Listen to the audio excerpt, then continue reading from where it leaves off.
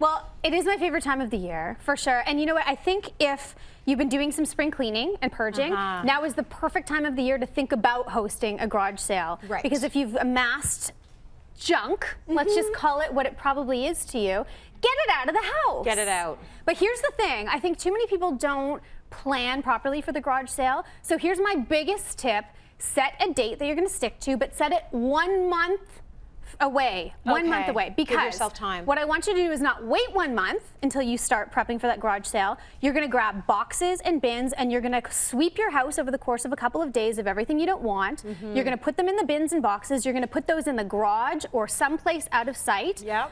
Because if you don't go back looking for that item in the next month, you don't need it. Right. So if you're thinking, where did that thing go? At least now you can go back and pull it out and use it. Otherwise, get rid of it. Smart. Because like peace of mind is like piece of space, which means get the clutter out. It is. And if you don't have a plan for what you're going to do with it when you put it in the box, you're in trouble because then it sits in the box. That's right. In the garage so that's why or in that other room. So another thing you can do is once you pick that date, drop a little flyer in your neighbor's mailboxes, so you have to letting do it them now. know that you're going to do it, and maybe they'll hop on board because you know the more the merrier. And a good draw to your street to get a lot of people on board, which is great. Good. So now that we've set the date, and now that we know that we've got junk that we want to get rid of, it's time to determine expectations. All right. So I always say that if it's junk to you, don't then bring it out and think you're going to raise $1 million. Right? What's the expectation here? If it's worthless to you, don't price it so that nobody else would buy. If you won't buy it, then forget it. So when you're pricing your items,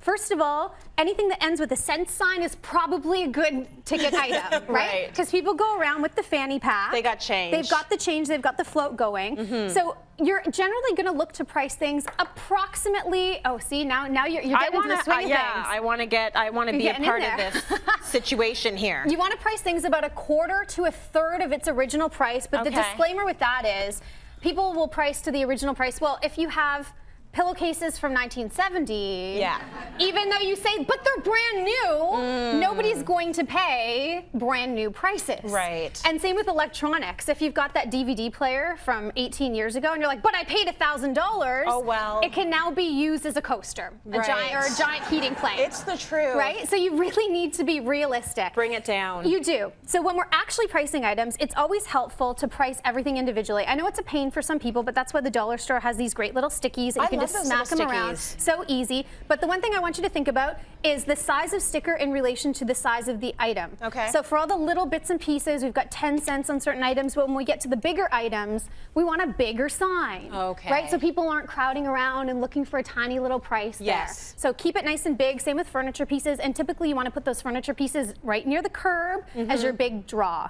Right. Now, another thing that can get annoying is if you have all of these like 10 cents, 10 cents, 10 cents, and then you have somebody come up and they say, I'll cut you a deal. How about 9 cents for everything? Right. And it's like, Don't be that person. Penny issue. So here's my tip.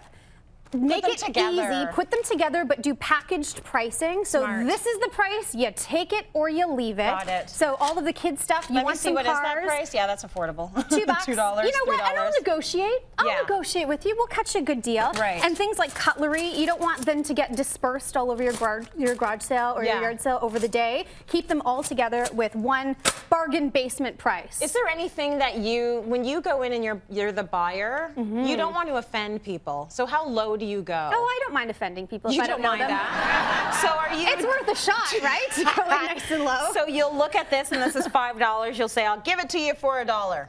So, or I'll take it for $1. I think you have to be realistic. I never go less than 50%. And the thing is, too, you have to think about the time of day that you're attending that garage sale. If you're there first thing in the morning, the sellers likely aren't going to wiggle. Now, if I'm the seller and it's the end of day, you know what, Tracy? Just take it. Fill a bag for $5. Right. Take anything you want, get it out of my house. Just fill a bag for $5. Okay. The other thing that's important for the buyers and great for the sellers is if you're selling any electronics or things like lamps, do a little station with a powered electrical cord.